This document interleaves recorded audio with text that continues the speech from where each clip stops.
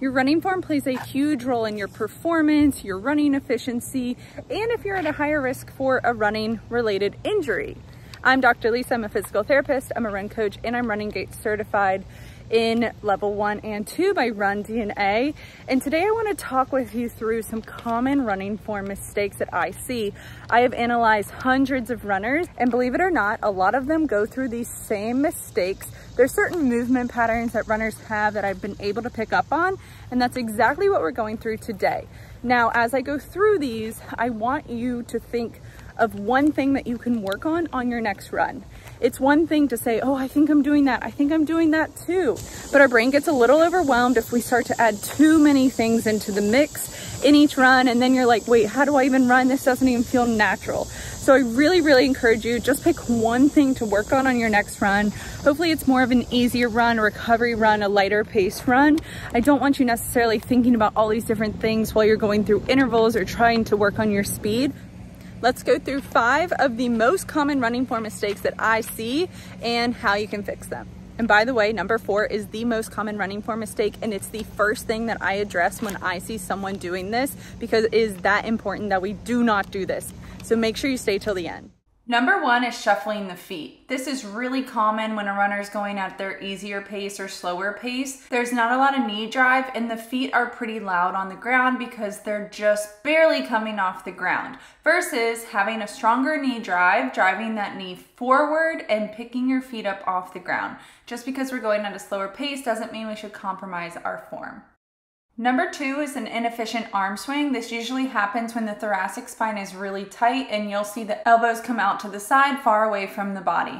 To correct this, make sure you warm up your thoracic spine into rotation and work on swinging those arms forward and backwards.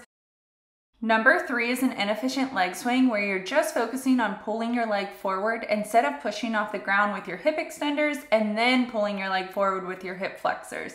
To correct this, focus on your knee drive forward after you get into hip extension. Getting into hip extension and using your hip extenders such as your glute max and your hamstrings is really important if you want to prevent any hip injuries and also run faster with more power.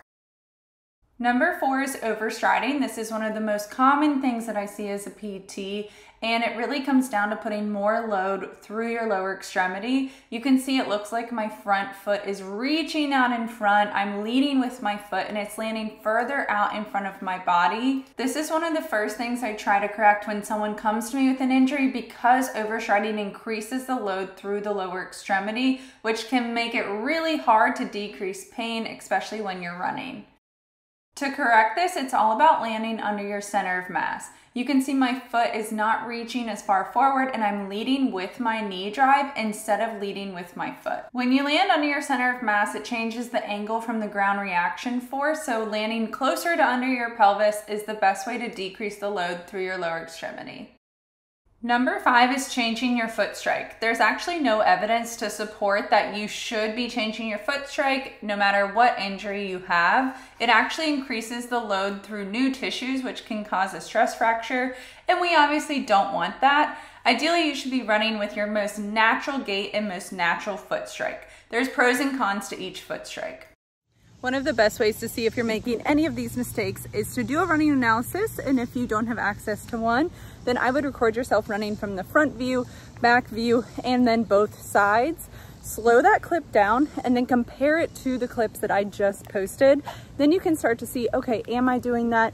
You can start to see it in slower motion. You can start to compare your running form, and then you can start to progress and then work on the things that you need to work on instead of just guessing what you need to work on.